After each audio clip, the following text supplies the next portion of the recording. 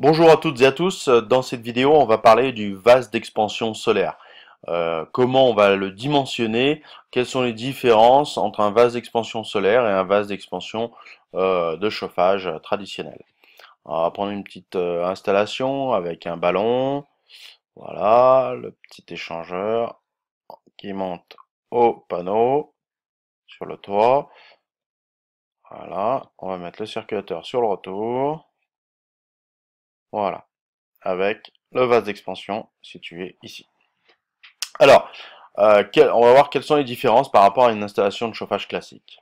Alors la première chose, c'est dans une installation de chauffage classique, on va prendre la pression de gonflage du vase égale à la hauteur géométrique entre le point le plus haut et la position du vase d'expansion. Voilà.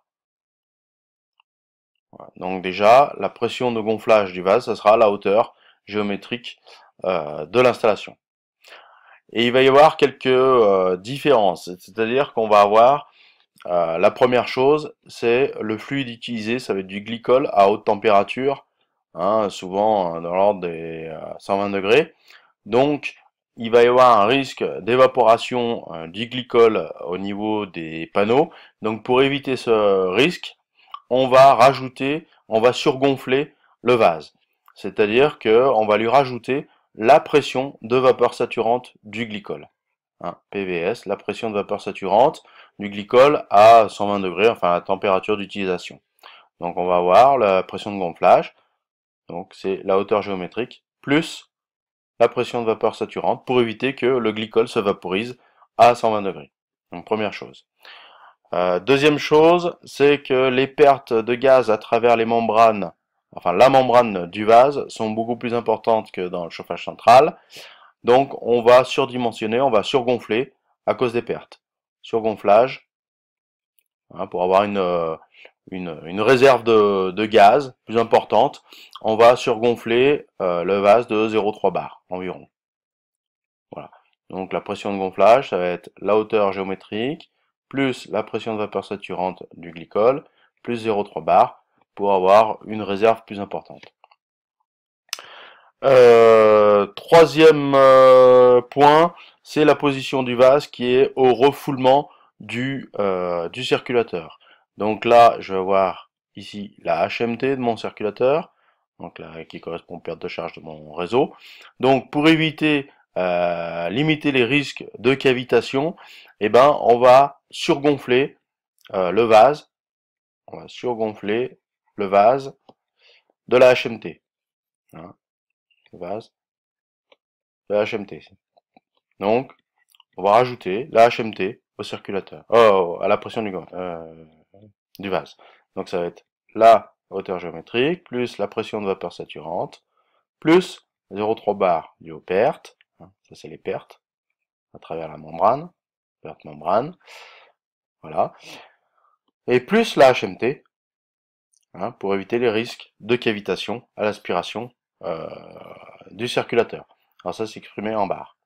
Voilà, donc ça c'est la première chose, hein, la pression de gonflage donc est un peu différente de la pression de gonflage dans un chauffage central. Hein, il y a plusieurs termes qui vont se rajouter. La pression de vapeur saturante à cause de la température élevée du glycol pour éviter les évaporations du glycol en partie haute. 0,3 bar à cause des pertes à travers les membranes de butyl qui sont plus importantes en solaire. Et puis, comme le vase est au refoulement du circulateur, on va rajouter sa HMT pour limiter les risques de cavitation. Voilà en ce qui concerne déjà la pression de gonflage de mon vase. Alors maintenant, concernant le vase lui-même, son volume. On va prendre un nouveau, hop, voilà. Alors le vase, on a au départ, hein, pression de gonflage, ici, pression de gonflage, et on a le volume utile. Alors première chose, ça va être déjà, comme les capteurs vont descendre en température à des températures négatives, il va falloir introduire un volume de réserve de glycol dans le vase, pour éviter que de l'air ne s'introduise. Hein. par phénomène de contraction du glycol. Donc on va avoir température mini, hop, on va rajouter un petit volume de réserve. Voilà, volume de réserve. Alors le volume de réserve, bah, c'est 5% du volume de l'installation avec un minimum de 3 litres. Minimum de 3 litres. Voilà. De toute façon, quand la température diminue, qui est comme en groupe d'eau glacée, pour éviter que l'introduction d'air dans mon installation. Voilà, première chose. Deuxième chose, c'est la phase de stagnation. La stagnation, c'est quand le ballon est arrivé à température et les capteurs donc sont en plein soleil et les capteurs vont s'évaporer. C'est-à-dire que tout le volume de liquide dans les capteurs s'évapore. Évaporation. Évaporation.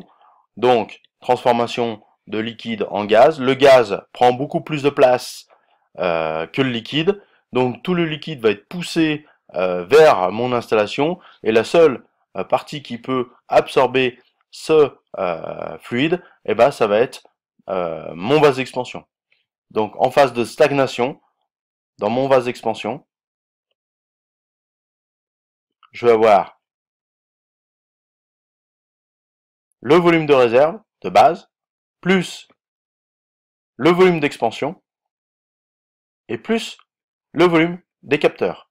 On va considérer que la majorité du fluide s'est évaporé, et donc il faut qu'il puisse absorber cette quantité de fluide. Et donc là, je serai à la pression de la soupape. L'objectif, voilà, comment on va dimensionner le vase. À la pression de la soupape minorée, de 10%, par sécurité. Voilà. Et le volume des capteurs, on va les majorer de 10% pour tenir compte des liaisons qui sont aussi en toiture et qui vont aussi subir l'évaporation du fluide. Voilà.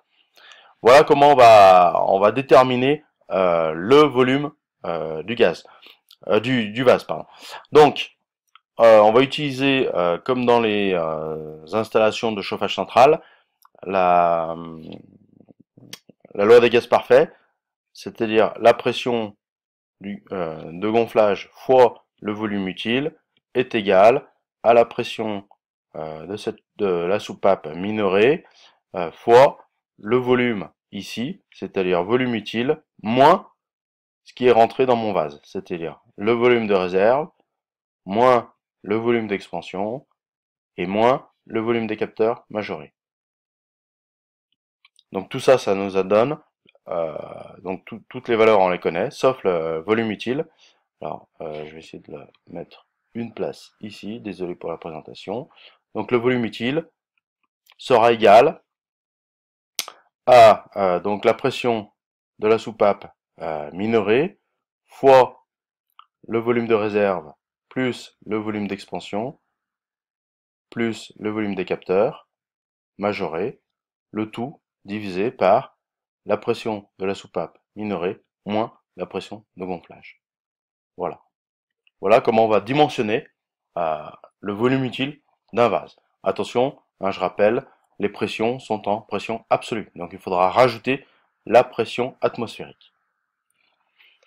Voilà les différences par rapport au chauffage central. Donc c'est le volume de réserve dont il faudra tenir compte et le volume des capteurs qui vont, en s'évaporant, vont remplir toute la phase liquide. Ça va remplir le vase.